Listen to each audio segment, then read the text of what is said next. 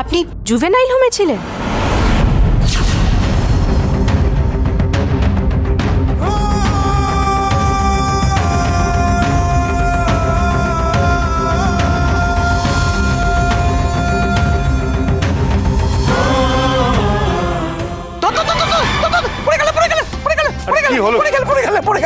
পড়ে গেল। বাবা, আর একটু হলে বাবার ধরো নিতাম।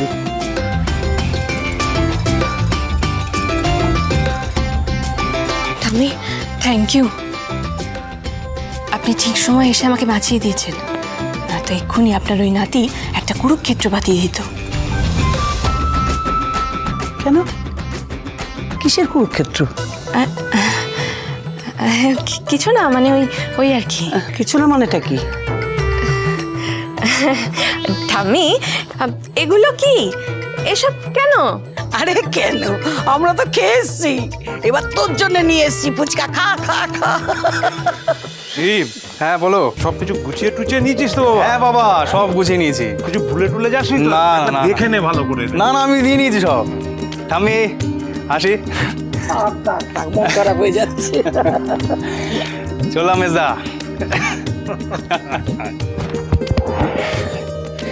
আরে আবার চললাম ব্যাঙ্গালোর কিছুদিনের জন্য, কিন্তু এবার না যেতে ইচ্ছে করছে না একদম। হ্যাঁ বুঝতে পারছি, কিন্তু তোর তো আবার ওই সেমিস্টার বাকি আছে না? হ্যাঁ শোন, ভালো করে মন দিয়ে পরীক্ষা দিবি, আর অন্য কোনো দিকে মন দিবি না কিন্তু, ঠিক আছে? ঠিক আছে। আমি ট্যাক্সি ডাকি। আরে না না, আমি ক্যাব বুক করেছি, এই তো আসছে গাড়ি। একা থাকতে থাকতে সবটা একা করতে শিখে গেছিস বল? বাধ্য হই রে, কিন্তু একা থাকতে তো ভালো লাগে না। কিন্তু জানিস, তোদের খুব মনে পড়বে, বুঝলি?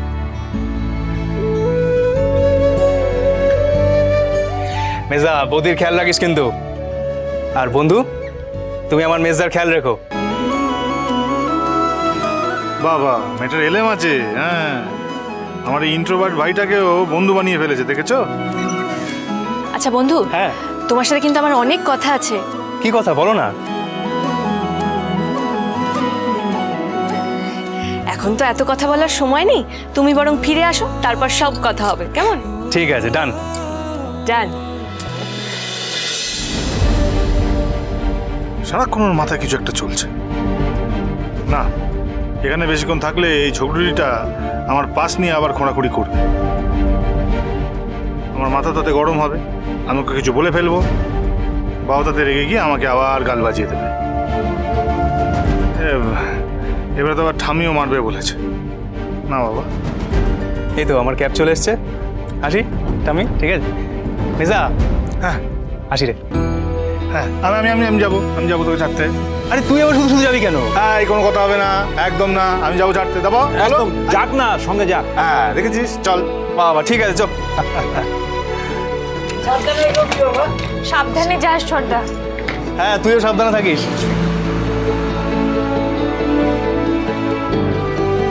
দুঃখ দুঃখ দুঃখ দুঃখ।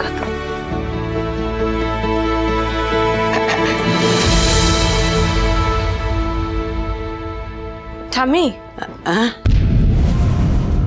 দাঁড়ান ঠাম্মি। আর পারছি না রে, সেই তখন থেকে দাঁড়িয়ে আছে তো, আমার পা দুটো একেবারে কনকন করছে। একটুখানি ঘরে গিয়ে শুই। ঘরে যাবেন, কিন্তু তার আগে আপনাকে আর বাবাকে আমার একটা প্রশ্নের উত্তর দিতেই হবে। পূজা মা, তুমি তো সবে বাড়ি ঢুকলে, একটু যাও, গিয়ে ফ্রেশ হয়ে নাও, তারপর নয় কথা হবে। আরে তোমার শাশুড়ি মা চলে এলে কিন্তু একটা অশান্তি বাঁধবে। কিন্তু বাবার আমি একটা প্রশ্ন। যেটা বললাম সেটা শোনো পূজারিনী, যাও ঘরে যাও প্লিজ। স্ত্রী হিসাবে স্বামীর সত্যিটা জানতে চাওয়া কি অন্যায়?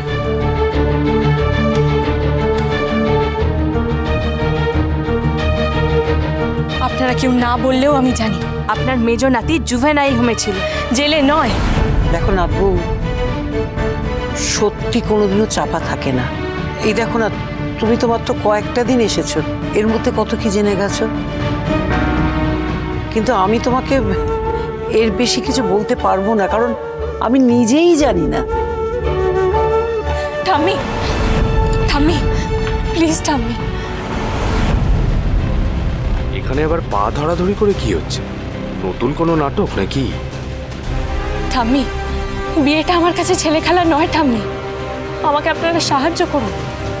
আমি জানতে চাই আমার আমার যার সাথে বিয়ে হয়েছে সে কাকে খুন করে জুভেনাইল হোমে গেছিল।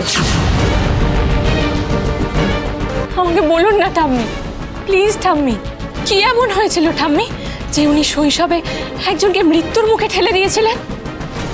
এও দুদিন এসে এসব জানার চেষ্টা করছে।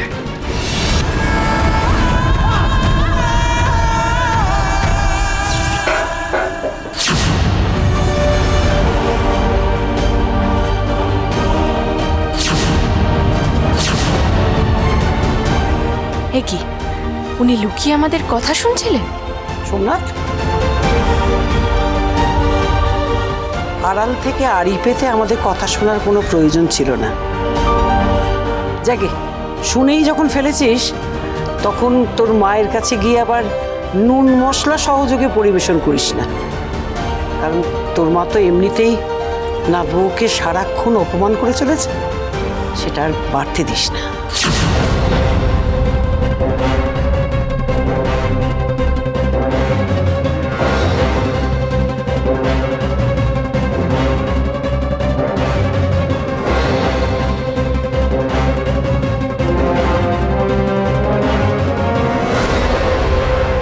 মিথ্যে কথা আমি বলি না নাথবু, যেটা আমি নিজেই জানি না সেটা তোর কাছে কি করে বলি বলতো?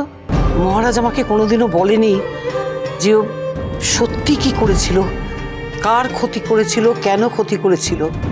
আমি ওকে কোনোদিনও জিজ্ঞেস করিনি, কারণ আমি জানি যে ওটা একটা মহারাজের ক্ষতস্থান।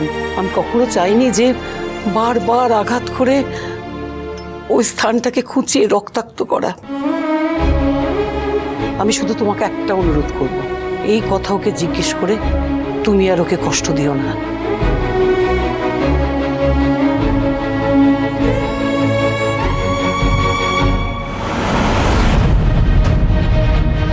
তবে ক্ষতটা তো এখনো টাটকা, না হলে এভাবে কেউ মদ খায়, এভাবে নিজের জীবনটা কেউ নষ্ট করে? না না, আমি যতক্ষণ না এর মূল অবধি পৌঁছতে পারছি ততক্ষণ আমি কিছুতেই থামবো না, কিছুতেই না।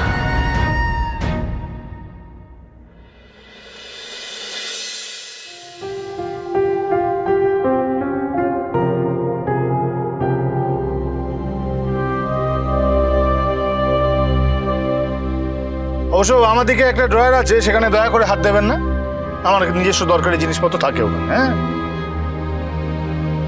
ড্রয়ারটা কি খুলে দেখবো একবার, যদি কিছু পাই?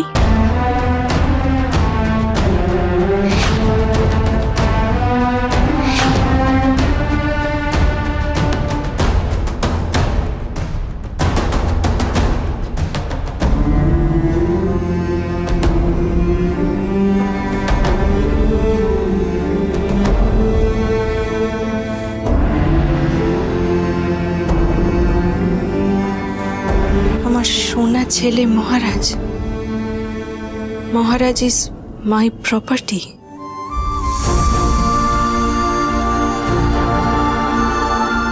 এটা কি বাঁধিয়ে আনবো? উনি সারপ্রাইজড হয়ে যাবেন।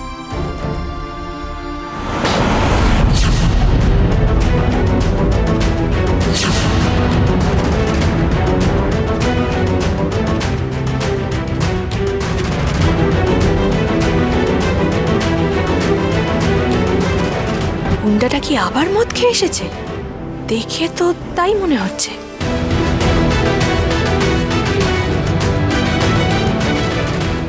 আমি আলমারিতে আমার জিনিসগুলো গুছিয়ে রাখছিলাম আর কি।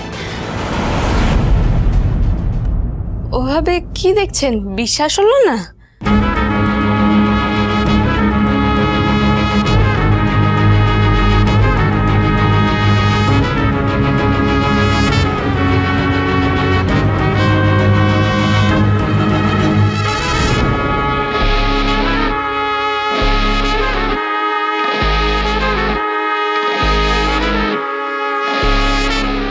আরে এটা কি হলো? আপনি এখানে শুনলেন কেন?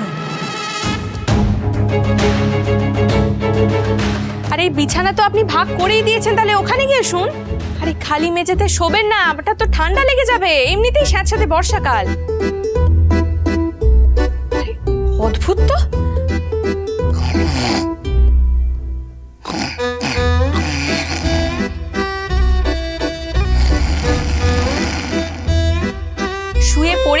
এভাবে সাথে সাথে নাক ডাকতে পারে না, বুঝেছেন মিস্টার গুন্ডা মাথা গরম?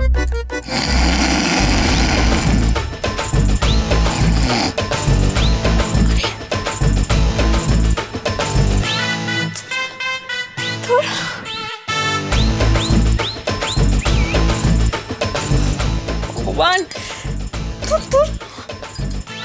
ঠিক আছে, আপনিও যদি নাছোড়বান্দা হন তাহলে আমিও আপনার থেকে কম যাই না।